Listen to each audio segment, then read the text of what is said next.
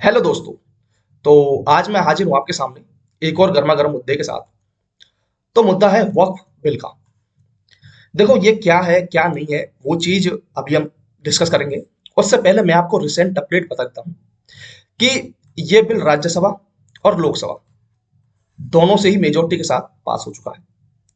और हम लोगों ने इंडियन पॉलिटी में पढ़ा हुआ है कि भैया अगर कोई बिल दोनों हाउसेस से पास हो जाए तो फिर वो राष्ट्रपति जी के पास जाएगा उनके एसेंट के लिए, और उसके बाद क्या हुआ वो एक्ट बन जाएगा। तो इसका एक्ट बनना तो तय है, ठीक है। बट हमारा मुद्दा वही का वही कि यार जैसे ही ये बिल लाया गया, इसके ऊपर चर्चा की गई, वैसे ही जगह जगह पर प्रोटेस्ट होने, अलग अलग पॉलिटिकल पार्टी जो हो गई है वो इसके अगेंस्ट में खड़ी हो गई, ठीक है। अब आप ये देखो कि एक जो सिंगल कम्युनिटी है वो क्या है, वो यहाँ पर आप देख रहे होंगे, ये देखो ये प्रोटेस्ट पर बैठ गई है ये लेडीज। अब मैं कह रहा हूँ कि ये जो प्रोटेस्ट पर बैठी हुई है ना, इन्होंने बिल का फर्स्ट पेज भी नहीं पढ़ा होगा कि बिल में क्या क्या चीजें हैं। बस इतना सुना कि भैया वक्फ अमेंडमेंट बिल आ रहा है कोई, चलो धरने पर, चलो प्रोटेस्ट करने, मतलब बैठ गए। अब भाई कम से कम ये तो देख लो कि भैया उसमें क्या चीजें हैं क्या नहीं है। और मैं ये कह रहा हूँ कि उसमें सबसे अच्छे प्रोविजंस इन लेडीज के लिए ही है, मुस्लिम लेडीज के लिए। मैं आपको आगे बताऊंगा कि क्या क्या चीजें हैं उसमें, ठीक है। और आपने देखा होगा कि अभी रिसेंट में क्या हुआ है कि गवर्नमेंट को पता था कि भैया जब हम इस तरह का कोई बिल लेकर आएंगे तो उसमें प्रोटेस्ट होना, दंगे फसाद होना, ये ऐसी चीजें हो सकती हैं। तो उन्होंने दिल्ली में स्पेशल फोर्सेज डिप्लॉयड कर दी। यूपी के अंदर जो पुलिस है, यूपी पुलिस, उनकी जो छुट्टियां हैं वो कैंसिल कर दी गई हैं, समझ गए। अब उसके बाद बात आती है कि भैया इस चीज के पीछे जो इतना बड़ा विवाद हो रहा है कि भैया कोई प्रॉपर्टीज की बात की जा रही है, वक्फ प्रॉपर्टीज की। तो ये जो वक्फ है, ये जो वक्फ ये है क्या, आखिर क्यों हो रहा है ये प्रोटेस्ट, क्वेश्चन वही है। तो हम लोग इस पर बात करते हैं। ये रहा वक्फ अमेंडमेंट बिल, जो मैंने आपको बताया था कि क्या क्या चीजें हैं, ठीक है। ये प्रोटेस्ट कर रहे हैं भैया, ठीक है। तो हम बात करते हैं, ये मैंने रिसेंट अपडेट आपको पहले ही बता दिया था कि भैया ये लोकसभा से पास हो गया। ये देखो 288 वोट इसके फेवर में थे, 232 वोट इसके अगेंस्ट में गए। देखो भैया पार्टीज का काम है वोट बैंक का, उनकी वोट बैंक है तो वो इसके अगेंस्ट में भी जाएंगी, ठीक है। आपने बहुत सारी पार्टीज देखी होंगी, सदन में आपने स्पीच भी देखी होगी कि इसके अगेंस्ट में बोला जा रहा है, ठीक है। उसके बाद Waqf amendment bill 2025 pass by Rajya Sabha, Rajya Sabha से भी हो गया। 12 घंटे की लॉन्ग, मतलब भाई साहब पूरी रात रात भर मतलब इनकी डिबेट चल रही है। राज्यसभा में 128 वोट इसके फेवर में गए हैं भैया, 95 वोट इसके अगेंस्ट में गए हैं। तो भैया दोनों साइड से ये अपना हो गया है, वो मैंने बता दिया आपको।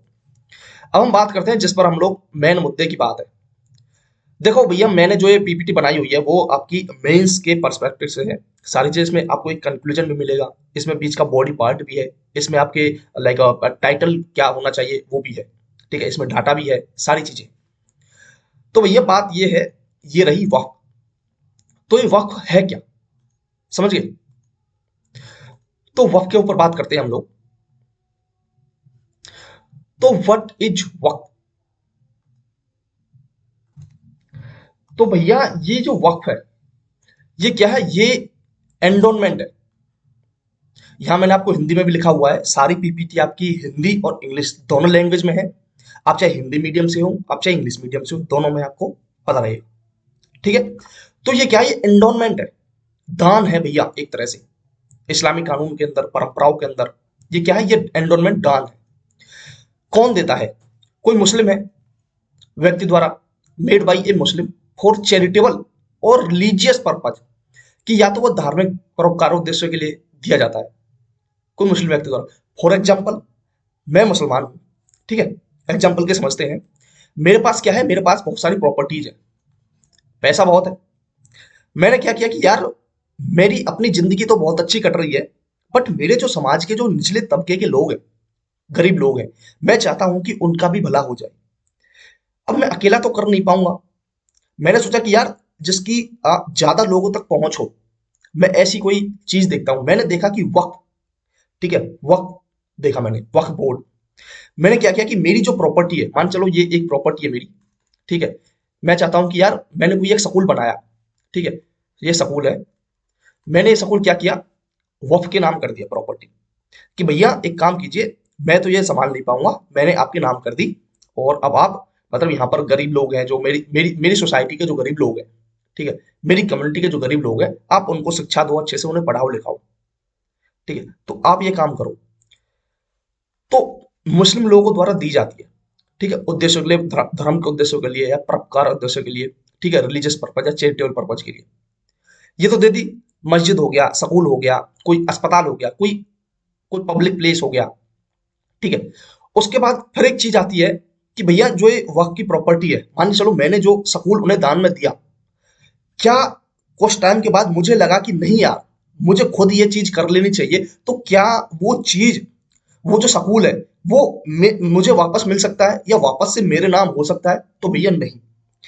क्यों? क्योंकि देखो, वक्फ की एक प्रमुख विशेषता यह है कि यह हस्तांतरित है, मीन्स इन एलिनिएबल है। इसका मतलब क्या है कि एक बार जो प्रॉपर्टी आपने वक्फ के नाम कर दी, ठीक है, वो ना तो बेची जा सकती है, ना किसी को गिफ्ट की जा सकती है, ना आपके जो, लाइक आपके कल को बेटा होगा इनहेरिटेड, ठीक है, विरासत में नहीं दी जा सकती किसी को, या इनकम्बर्ड, या किसी को उपहार में बेची या बाधित नहीं किया जा सकती। एक तरह से सीधी सी बात यह है कि वो प्रॉपर्टी अब वक्फ के नाम हो गई है, भैया उसके ना किसी को दे सकते हो, ना खरीद सकते हो, ना बेच सकते हो, आपका उस पर से अधिकार खत्म। सीधी बात ये है। मतलब जो मेरा सकूल था, जो मैंने वक्फ के नाम कर दिया, उस पर मेरा कोई हक नहीं है, चाहे मैं कितनी कोशिश कर लूं। समझ गए? उसके बाद देखो, therefore once a property is divested from the Waqf, that is the creator of Waqf it. क्योंकि देखो, जो संपत्ति एक बार वक्फ को दे दी जाती है, उसका सीधा सा मतलब ये है कि भैया वो ईश्वर के अधीन हो गई, कि अल्लाह के अधीन हो गई। और इस्लामी मान्यताओं के अनुसार चूंकि जो ईश्वर है वो शाश्वत है, इसलिए वक्फ की संपत्ति भी शाश्वत मानी जाती है। समझ गए? तो ये था वक्फ। समझ गए? उसके बाद अब हम बात करते हैं कि यार ठीक है, प्रॉपर्टी वगैरह कहीं ना कहीं किसी ने भी दी होगी, तो इस हिसाब से वक्फ के पास कितनी प्रॉपर्टी है, ठीक है, चाहे वो टेंजिबल हो, अमूर्त विरासत हो, या मूर्त विरासत हो, चल अचल संपत्तियां, ठीक है। तो भैया वो रहा उसका एक डाटा, ये रहा। तो यहां पर देखो, आपको दिख रहा होगा, देखो, वक्फ एस्टेट 3,56,000, 3,50,000, इमूवेबल अचल संपत्तियां 8,72,802, मूवेबल प्रॉपर्टीज, ये देखो, फिर डिजिटाइज रिकॉर्ड्स। अब एक जो डाटा जो निकला हुआ है, वो आप देखो कि भैया as per data available on WMSI, उनकी जो वेबसाइट है, 30 स्टेट्स और 32 बोर्ड्स रिपोर्टेड दैट कि 8.72 lakh property covering an area of more than 38 lakh acres. तो भैया इतने लाख की प्रॉपर्टी है, और कम से कम 38 लाख एकड़ की जमीन, समझो, इतना एरिया, इतनी जमीन किसके है? वक्फ के नाम पर है। जिसमें से out of 8.72 lakh properties, 4.2 lakh properties are Waqf by user. अच्छा, ये जो टर्म आई है, देखो कुछ कुछ ऐसे टर्म है जो आपको जानना जरूरी है। हो सकता है कि वो प्री में एक वर्ड्स, वो टर्म डाल दे, जैसा यूपीएससी करती भी है, उसका अपना एक ट्रेंड है। भैया कोई वर्ड्स, कोई टर्म उठाया जो कोई न्यूज में रहा और उससे पूछ दिया कि इसका मतलब क्या है। तो ये जो वक्फ बाय यूजर, ये है क्या? ये इसका सीधा सा मतलब समझो आप कि मैं मुसलमान हूं, ठीक है, एग्जाम्पल से समझते हैं हम लोग कि भैया एक एक मिनट रुकिए आप, ठीक है, यहां से समझते हैं हम लोग कि भैया मैं क्या हूं, मैं मुसलमान हूं। मैंने देखा कि यार ये जो जमीन है, ये सरकारी जमीन है, ये खाली पड़ी है। मैं क्या करूंगा कि भैया मैंने यहाँ पर थोड़ा थोड़ा रिलीजियस प्रैक्टिस करना स्टार्ट कर दिया। मान के चलो मैंने यहाँ पर एक दो पत्थर रख दिए, कुछ मस्जिद जैसी चीजें, या फिर कुछ नमाज पढ़ना जैसा सीधा शुरू कर दी, ठीक है। उसके बाद मेरे दिमाग में क्या आया कि यार हो सकता है कि सरकार इस प्रॉपर्टी को, क्या पता बाद में कुछ और बना दे, मैं ऐसा क्यों होने दूं? जब हम यहाँ इस चीज पर नमाज पढ़ना शुरू कर दी हम लोगों ने, या फिर इस पर अपनी धार्मिक जो प्रक्रियाएं हैं, धार्मिक क्रियाएं जो है, वो स्टार्ट कर दी हमने यहाँ पर, तो मैं क्या करूंगा कि भैया ये प्रॉपर्टी अपने हाथ से नहीं जाए, तो मैं इसे किसको, जो क्या है, वक्फ बोर्ड जो है, उसको क्या कर दिया, दान कर दी। समझ गए? भले ही इस पर ये मेरे नाम नहीं है, ठीक है, मेरा इस पर कोई अधिकार नहीं है, थी प्रॉपर्टी सरकार की, मैंने सिर्फ वहां पर जाकर रिलीजियस प्रैक्टिस की अपनी, और उन्हीं प्रैक्टिस के दम पर मैंने इसको वक्फ बोर्ड को दान कर दिया कि भैया ये जो जमीन है, यहाँ पर हम लोग रिलीजियस प्रैक्टिस कर रहे हैं, ये आज से आपकी है। अब आपके माइंड में एक सवाल आएगा कि भैया ऐसा कैसे हो गया।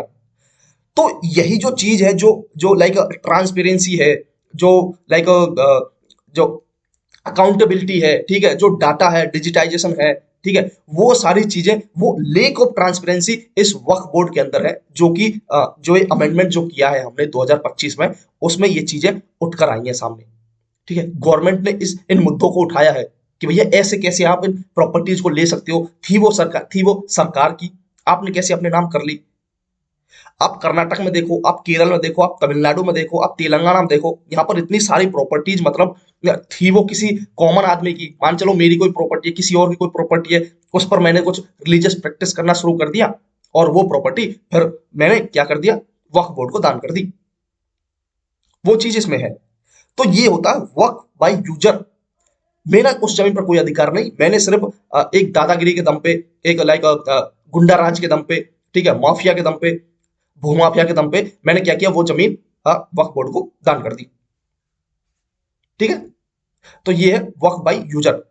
तो अब खुद सोचो यार, टोटल उसके पास वक्फ बोर्ड के पास 8 लाख, 8.72 लाख प्रॉपर्टीज, जिनमें से उसकी 50% तो वक्फ बाई यूजर मतलब अवैध कब्जे की है। बताओ, अब क्या इसमें अमेंड नहीं होना चाहिए? अब इस चीज को लेकर भी वो लोग प्रोटेस्ट कर रहे हैं कि ऐसा कैसे कर रहे हो आप अमेंडमेंट। अब खुद सोचो यार, ये सरकार का डाटा है। चलिए, ये चीज हो गई आपकी। तो वक्फ बाई यूजर आप लोग समझ गए होंगे, ठीक है, क्या होता क्या नहीं होता। अब फिर बात आती है कि भैया ठीक है चलो, वो सारी चीजें तो हो गई।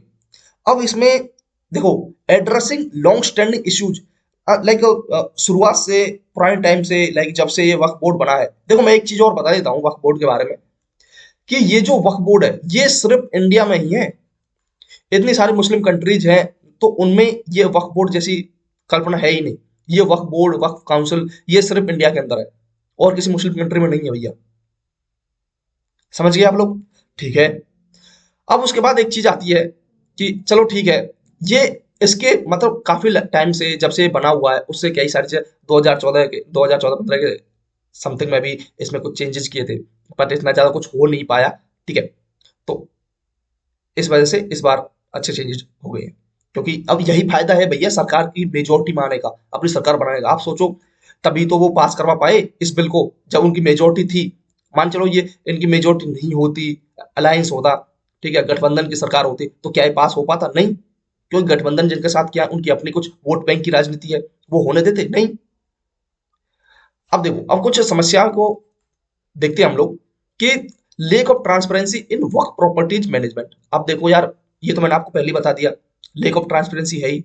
आपने कितनी रिसर्च की, जो प्रॉपर्टी आपको दान में मिली, ठीक है, जो प्रॉपर्टी आपको दान में मिली, इंटोनमेंट में मिली, ठीक है, उसके ऊपर कितनी आपने रिसर्च की कि ये वास्तव में उस व्यक्ति के नाम है, या कोई पब्लिक प्रॉपर्टी तो नहीं है, क्या ये कोई सरकार की जमीन तो नहीं है। तो देखो हिंदी में यहाँ पर लिखा हुआ है कि वक्फ संपत्ति प्रबंधन में पारदर्शिता की कमी। समझ गए? ठीक है भैया। उसके बाद नेक्स्ट है कि incomplete survey and mutations of Waqf land records. अब बताओ यार, मतलब कोई सर्वे नहीं, कोई मतलब कुछ नहीं, रिकॉर्ड्स नहीं, कुछ नहीं। आप खुद सोचो कि वक्फ बोर्ड ने दिल्ली के अंदर 130, लाइक 130 प्रॉपर्टीज हैं दिल्ली गवर्नमेंट की, और फिर म्यूनिसिपैलिटीज की, ठीक है, उनके ऊपर भी अपना अधिकार बताया है कि भैया ये प्रॉपर्टी वक्फ बोर्ड की है। बताओ, मतलब बिना किसी रिकॉर्ड के, बिना किसी सर्वे के, ऐसे ही मतलब कुछ भी बोल दिया। उसके बाद insufficient provisions for women inheritance right. यार देखो, इस जो जो हमने अमेंड किया है ना, इसमें वुमेन को इनहेरिटेंस राइट्स भी मिले हैं। लाइक हो सकता है कि कोई प्रॉपर्टी, मान चलो मैं हूँ, मैं बड़ा बुजुर्ग आदमी हूँ, ठीक है, मेरी एक बेटी भी है, तो मैंने एक अपनी प्रॉपर्टी वक्फ बोर्ड के नाम अगर कर रहा हूँ, तो यार उसमें मेरी बेटी के राइट्स कहाँ गए? ठीक है, मेरी जो प्रॉपर्टी है उसमें मेरे बेटे का, मेरी बेटी का अधिकार भी तो है। अब बेटे का भी गया, बेटी का भी गया, चलो बेटे का तो देख लेंगे, पर बेटी का तो बिल्कुल ही गया इनहेरिटेंस। महिला को उत्तराधिकार अधिकारों के अपर्याप्त प्रावधान है। बताओ, विरासत संबंधी सारी जो चीजें हैं वो कहाँ गई? तो ये चीज, ये जो अमेंड किया है ना हमने, उसमें ये चीज इंक्लूड की गई है। उसके बाद है कि large number of prolong litigations including encroachment. देखो, लंबित मुकदमों की बड़ी संख्या है। अब देखो यार, मान चलो किसी इंसान की कोई जमीन है, उस पर रिलीजियस प्रैक्टिस आपने शुरू कर दी, और फिर वो कोर्ट, ये एक चीज और है कि अगर कोई जमीन एक बार वक्फ बोर्ड के नाम हो गई, तो भैया फिर उसके खिलाफ आप कोर्ट केस नहीं कर सकते, क्योंकि वक्फ बोर्ड का अपना खुद की एक ट्रिब्यूनल है। अगर वक्फ बोर्ड जो है उसके अगेंस्ट में आपको जाना है, आप कोर्ट नहीं जा सकते, आप ट्रिब्यूनल में जाओगे, वो भी वक्फ बोर्ड ट्रिब्यूनल, जिसमें मुस्लिम लॉ एक्सपर्ट लोग बैठे हुए हैं। सोचो, वो लोग तुम्हारी बात सुनेंगे क्या? नहीं। ये सारी चीजें भी हमने चेंज की हैं इस अमेंडमेंट में। तो ये देखो, बड़ी संख्या में जिनमें अतिक्रमण के मामले भी शामिल है। 2013 में 10,381 मामले लंबित थे, जो अब बढ़कर 21,618 हो गए। बताओ यार, इतने केसेस थे, पेंडिंग ही पेंडिंग है भैया। तो क्या इसमें चेंज नहीं होना चाहिए था? बिल्कुल होना चाहिए था। बट भाई वो ऐसी चीजें कहां देखेंगे, उन्होंने तो सिर्फ एक वर्ड सुना, वक्फ अमेंडमेंट, चलो धरने पर पहुंच गए। अब देखो, irrational power of the Waqf board in declaring any property as Waqf land based on their own inquiry. यार, वक्फ बोर्ड का अनुचित अधिकार, जिसके तहत वे किसी भी संपत्ति को अपनी जांच के आधार पर वक्फ संपत्ति घोषित कर सकते हैं। अरे जांच करी ही कहाँ है उन्होंने इतनी अच्छे से, जो उन्हें पता चल जाती कि ये वास्तव में उस व्यक्ति की जमीन है या नहीं है। इतनी सारी चीजें बताओ, इतने लेक्स हैं इसके अंदर, इनके खुद के अंदर, बोर्ड्स के अंदर है ना, कोई इंक्वायरी है ना, कोई मैनेजमेंट है ना, कोई रिकॉर्ड है ना, कोई सर्वे है। बताओ, ऐसे ही मतलब large number of disputes related to government land declared as Waqf. बहुत सारी सरकारी जमीन है, उनसे जुड़े मुद्दे हैं जिन्हें वक्फ संपत्ति घोषित किया गया है।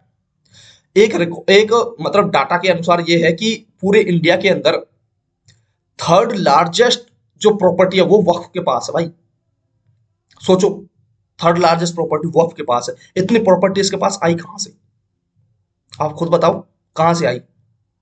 क्या इनके पास इतनी प्रॉपर्टी है जो वो दान कर पाती? नहीं है ना। तो कहीं ना कहीं अवैध कब्जा, वही सारी चीजें।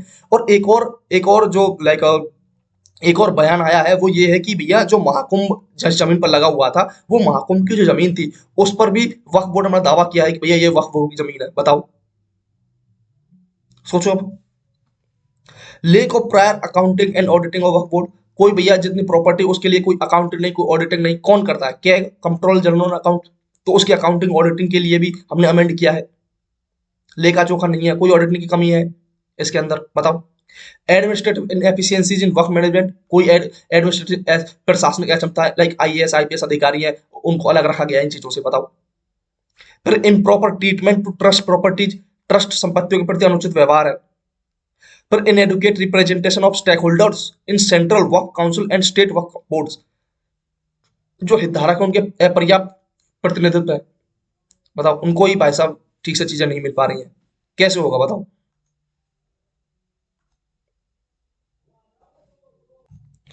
तो भैया, ये तो हो गई हमारी समस्याएं, क्या क्या थी। उसके बाद हम बात करते हैं सॉल्यूशंस पर जो हमने किए हैं। ठीक है, क्या क्या चीजें इसके अंदर हम लोग लेकर आए हैं।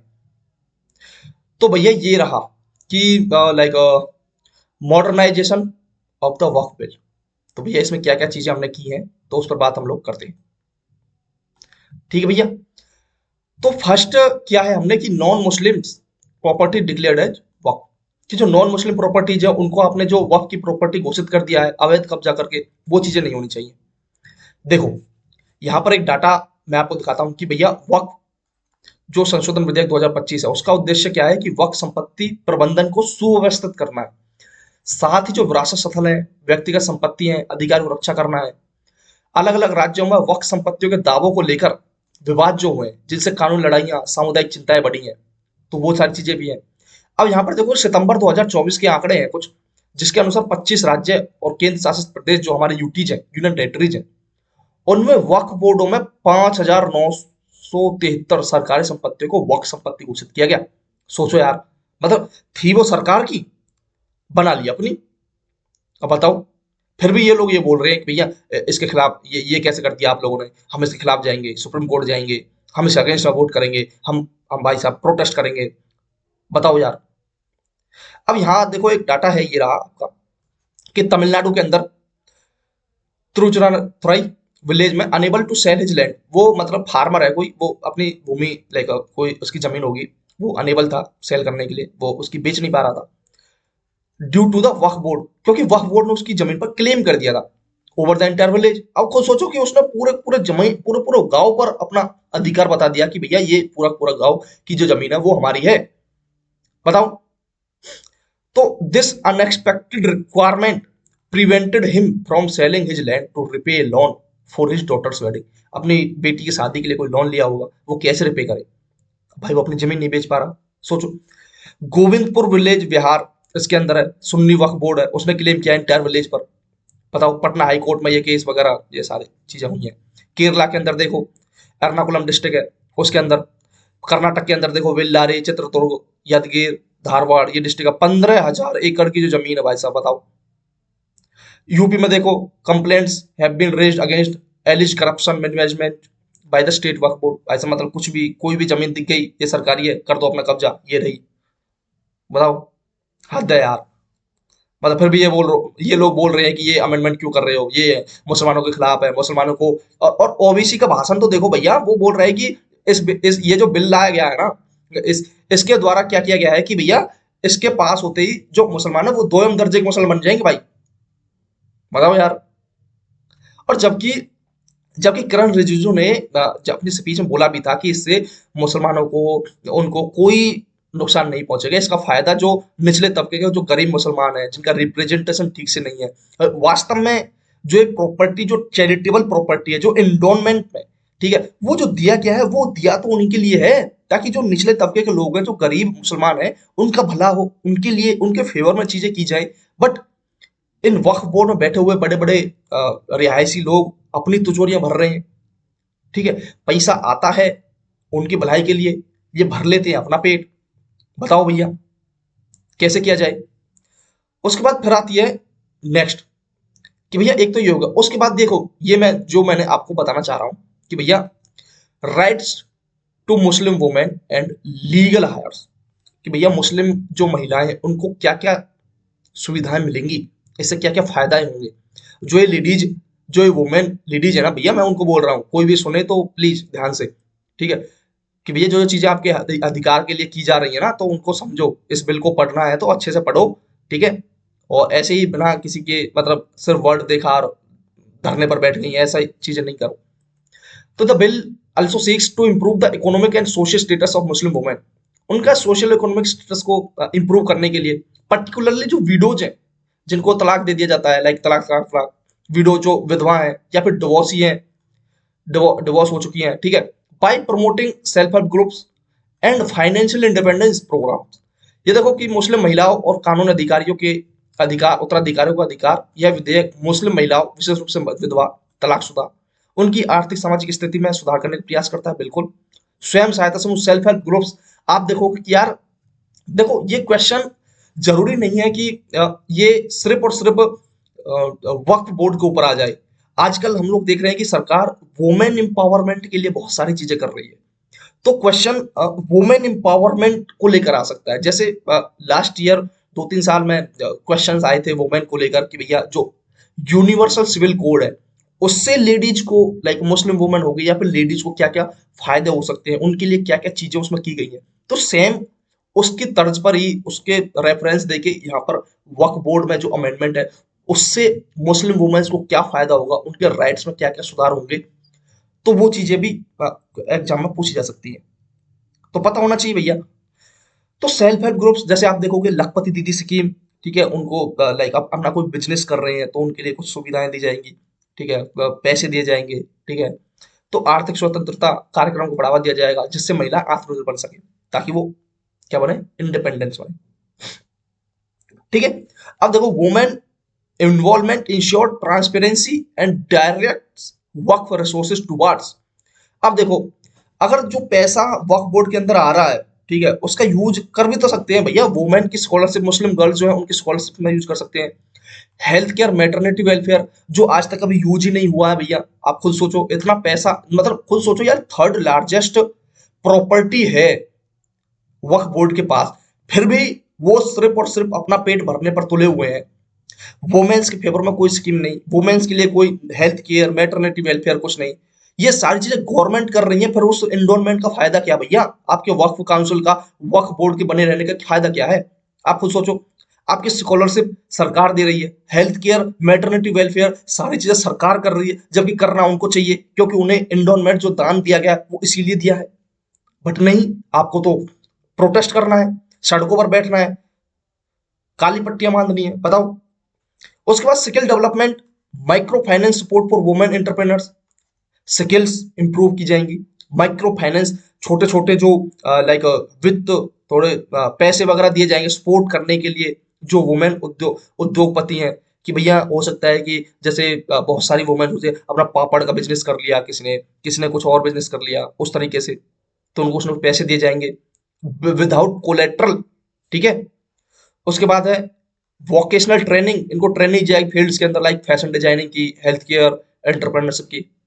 उसके बाद establishing legal aid centres for inheritance disputes, domestic violence, pension scheme for widow, जो विधवा है उनके लिए पेंशन, लीगल एड सेंटर्स के जिनके लाइक हो सकता है कि भैया उत्तराधिकार को लेकर कोई लड़ाई झगड़े हो गए, या फिर डोमेस्टिक वायलेंस हो रहा है मुस्लिम महिलाओं के खिलाफ, वो होता है ना बहुत बार कि घर में है तो पति ने पीट दिया, या फिर कुछ ज्यादा ही परेशान कर रहा, डोमेस्टिक वायलेंस कर रहा, तो उनके लिए अलग अलग लीगल एड सेंटर्स बनाए जाएंगे, ताकि आप वहां जाकर अपनी कंप्लेंट कर सको, आपको सपोर्ट किया जाएगा। ठीक है, आपको लाइक उससे छुटकारा दिलाया जाएगा।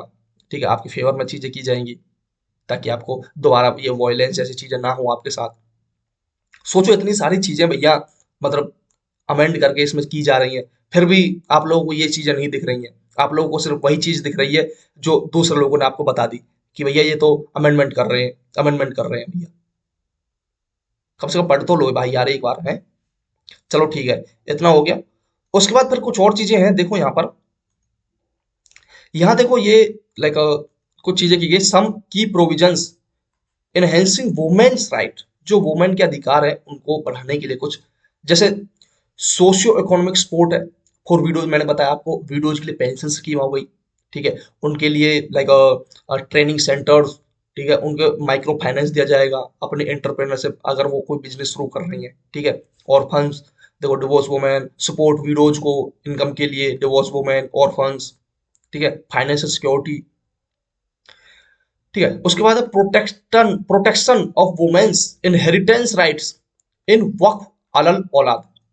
देखो फीमेल हायर जो है are guaranteed their rightful shares in family Waqf, family Waqf के अंदर उनके राइटफुल शेयर्स वगैरह, कि भैया आपका आपका शेयर इतना है, आपको इतनी चीजें मिलेंगी, वो सारी चीजें हैं। उसके बाद है women's representation in Waqf governance. देखो पहले क्या था कि भैया वक्फ के अंदर जो बोर्ड्स हो गए, वक्फ स्टेट बोर्ड हो गया, वक्फ सेंटर वक्फ काउंसिल हो गई, उसमें जो वुमेन थी, मुस्लिम वुमेन, उनको कोई लाइक उनका कोई रिप्रेजेंटेशन नहीं था। ज्यादातर चीजें मर्द लोग ही क्या करते थे, कि भैया जो भी चीजें नॉमिनेट अगर कोई किया जा रहा है कोई बंदे को, तो वो पुरुष ही होगा, स्त्री नहीं होगी। तो उस चीज को यहाँ पर क्या किया गया, खत्म किया गया। वो कहते हैं ना कि हमारी छोरियां छोरों से कम है क्या, तो यहाँ पर पुरुषों के साथ साथ महिलाओं को भी रिप्रेजेंटेशन दिया गया है, कि भैया आप भी इन जो लाइक स्टेट वर्क काउंसिल है, या फिर बोर्ड्स हैं जो सेंट्रल वर्क काउंसिल है, उनके अंदर अपना रिप्रेजेंटेशन तो आपको भी शामिल किया जाएगा। ये सिर्फ पुरुषों का ही अधिकार थोड़ी है कि वही सारी चीजें करेंगे, आपको भी तो, आपका भी तो कुछ हक बनता है। हो सकता है कि कुछ चीजें उन पुरुषों से अच्छे से ना हो, आप अच्छे से हैंडल कर सकती हो। तो यही चीजें यहाँ पर की गई कि रिटेन्स two Muslim women member in state Waqf board, कि स्टेट वक्फ बोर्ड है, लाइक हर स्टेट में स्टेट वक्फ बोर्ड बना हुआ है, तो उस वक्फ बोर्ड के अंदर दो एटलीस्ट मुस्लिम वुमेन होंगी member, and the central Waqf council, और दो ही सेंट्रल वक्फ काउंसिल में होंगी। समझ गए? अब आप खुद सोचो, जहां आपको घर में पर्दे के अंदर रखा जाए, बिल्कुल ही मतलब कोई रिप्रेजेंटेशन नहीं, कुछ नहीं, वहां आपको इतनी सारी चीजें दी जा रही हैं, आपको फ्रीडम दी जा रही है, फिर भी आप इसके अगेंस्ट में भाई साहब मतलब धरने पर बैठ गई हैं, कि नहीं हम तो ऐसा नहीं होने देंगे, ये नहीं होने देंगे, वो नहीं होने देंगे। बताओ, फिर आप बोलते हो कि आपके खिलाफ क्यों बोलते हैं लोग? आपने पढ़ा नहीं, कुछ नहीं, मतलब लोगों ने बोला, बहका दिया, चलो चल दिए, भेड़ चाल में चल दिए, बैठ गए हैं। उसके बाद है promotion of gender justice and equity. आपको जेंडर जस्टिस, ठीक है, लैंगिक न्याय, इक्विटी, स्ट्रेंथ करना, economic support, inheritance of rights, addressing long standing gender inequality, जो लाइक पुराने टाइम से लंबे समय से चली आ रही है, जो जेंडर इनइक्वालिटी है, आपके साथ लैंगिक भेदभाव किया जाता है, उसको कम किया गया है। ठीक है। अब बताओ, देखो align work administration with constitutional principles of equality and social welfare, equality आपको भी सेम सारी चीजें मिले। ठीक है, सोशल वेलफेयर स्कीम्स आपके लिए भी हो, आप अपना बिजनेस भी कर सकें, सारी चीजें। देखो इतनी सारी चीजें आपके लिए की जा रही हैं, फिर भी आप लोग समझने का नाम नहीं ले रहे भाई, बताओ क्या ही किया जाए फिर? फिर आप लोग बोलते हो कि हमें तो हमारे साथ ऐसा होता है, हमारे साथ वैसा होता है, हमें जॉब नहीं मिल रही, हमें ये नहीं मिल रहा।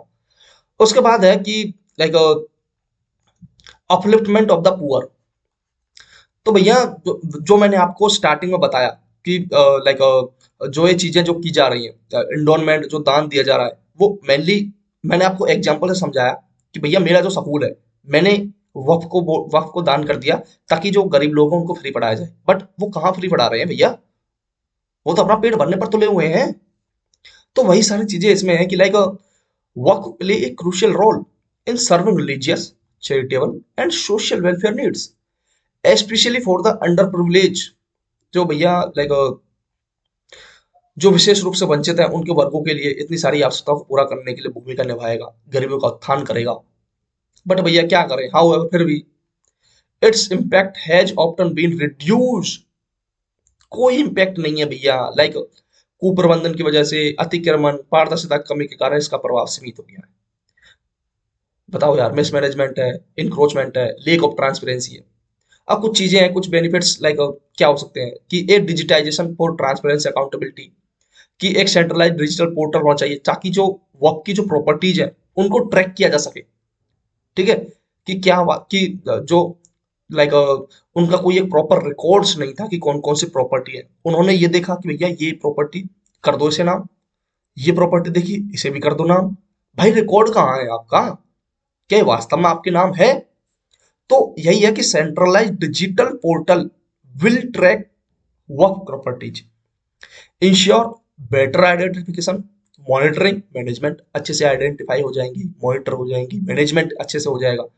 ऑडिटिंग अकाउंटिंग जो मैंने आपको बताया था कि भैया इसमें कमी है, लेक ऑफ ऑडिटिंग अकाउंटिंग की है, तो भैया कंट्रोलर ऑडिटर जनरल जो होते हैं, ठीक है, वो मेजर करेंगे, will prevent financial mismanagement and ensure करना funds are used only for welfare purpose. कि भैया आपके पास जो भी फंड आ रहे हैं, ताकि आप अपना पेट ना भरो, उसे गरीबों के लिए यूज करो, उस फंड को वेलफेयर पर्पज में यूज करो, तो वो सारी चीजें भैया की जाएंगी। ठीक है, कुप्रबंधन, ये देखो, ऑडिटिंग और लेखा प्रणाली वित्तीय कुप्रबंधन को रोकेगी और यह सुनिश्चित करेगी कि धनराशि केवल कल्याणकारी उद्देश्य के लिए उपयोग की जाए। समझ गए? उसके बाद है increase revenue for welfare and development.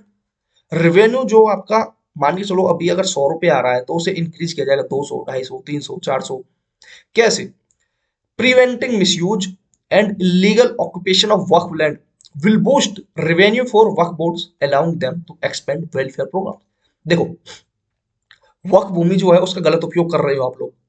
अब मान चलो एक कोई लैंड है, वक्फ की भूमि है वो, उसका आप गलत चीजों में इस्तेमाल कर रहे हो। क्यों कर रहे हो भैया? अच्छी चीजों में इस्तेमाल करो ताकि रेवेन्यू बढ़े आपका। तो भैया अवैध कब्जे को रोककर वक्फ बोर्डों की आय में वृद्धि होगी, जिससे वे अपने कल्याणकारी कार्यक्रमों को विस्तार कर सकेंगे।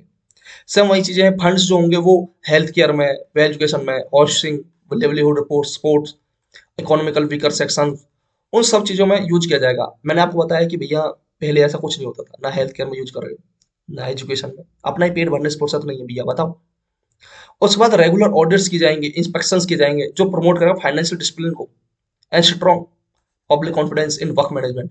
कि भैया वर्क अच्छा काम कर रहा है, हमें उसमें विश्वास है, उस चीज को क्या करेंगे, जनता का विश्वास मजबूत होगा। अब सोचो यार, ये चीजें इन्हें खुद करनी चाहिए थी, जो जो सरकार को अमेंडमेंट बिल लाकर करनी पड़ रही है, बताओ।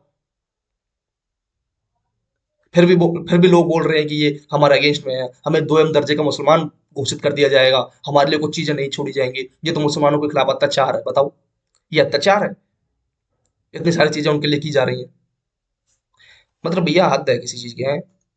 उसके बाद नेक्स्ट है एड्रेसिंग एडमिनिस्ट्रेटिव चैलेंज। अब यार देखो, मैंने आपको पहले बताया कि इनके जो एडमिनिस्ट्रेशन के अंदर जो इतने सारे चैलेंजेस थे कि भैया आप कोर्ट नहीं जा सकते, ठीक है, आपके जो लाइक ट्रिब्यूनल है या स्टेट बोर्ड है, उसके अंदर लाइक सिर्फ मुस्लिम लोग ही आएंगे, जो मुस्लिम लोग एक्सपर्ट होंगे। तो उनका जो एडमिनिस्ट्रेशन है, आईएएस आईपीएस अधिकारियों को अलग रखा गया है। तो उसमें चेंजेस किए गए हैं, उसमें क्या चेंज किए गए हैं ये देखो। रिस्ट्रक्चरिंग वर्क ट्रिब्यूनल, ट्रिब्यूनल्स को रिस्ट्रक्चर किया गया जहां पर only Muslim law expert become a member of it. पहले मान के चलो मैं हूं, मैं एग्जांपल से समझते हैं, मैं मतलब मैंने इधर उधर से बहुत सारा ज्ञान लिया भाई साहब, मुझे मुस्लिम लॉ के बारे में एकदम पक्की नॉलेज है, मैं मुसलमान हूँ, समझ लेते हैं फॉर एग्जाम्पल। तो भैया क्या किया जाएगा, मेरा नाम नॉमिनेट किया जाएगा कि भैया आप आओ और इसके मेंबर बनो, क्योंकि आप मुस्लिम लॉ एक्सपर्ट हो, इतनी सारी चीजें आपने पढ़ी। तो मैं मेंबर बन गया। बट अब क्या है, अब ये है कि बट नाउ डिस्ट्रिक्ट कोर्ट जज विल बी चेयरपर्सन, उसके चेयरपर्सन हो सकते हैं, एंड एडिशनल डिस्ट्रिक्ट मजिस्ट्रेट जो है विल बी ए की मेंबर, वो उसके मेंबर हो सकते हैं। अदर से जो जो लाइक स्टेट वक्फ जो बोर्ड है, उनके अंदर भैया मुसलमानों के अलावा नॉन मुस्लिम्स लाइक कोई एमपी हो गया, एमएलए हो गया, ठीक है, म्यूनिसिपैलिटीज के मेंबर्स हो गए, उनको भी इसके अंदर ऐड कर सकते हैं, नॉमिनेट कर सकते हैं भैया। ठीक है, तो इतना मतलब लाइक इसे लिबरल किया गया। उसके बाद है जो आप लाइक कोर्ट में अपील नहीं कर सकते थे, तो भैया appeal process to high court, high court में अपील आप कर सकते हो। Removal of Waqf by user provisions, आप खुद सोचो भाई, ये बहुत बड़ा स्टेप लिया है इसमें कि जो वक्फ बाय यूजर प्रोविजन था ना, जो मैंने आपको स्टार्टिंग बताया था कि वक्फ बाय यूजर, जमीन थी सरकार की, रिलीजियस प्रैक्टिस करना शुरू कर दी, उसके बाद मैंने वक्फ बोर्ड को दान कर दी, वक्फ ने चैलेंज कर दिया कि भैया ये जमीन मेरी है, मतलब अवैध कब्जा।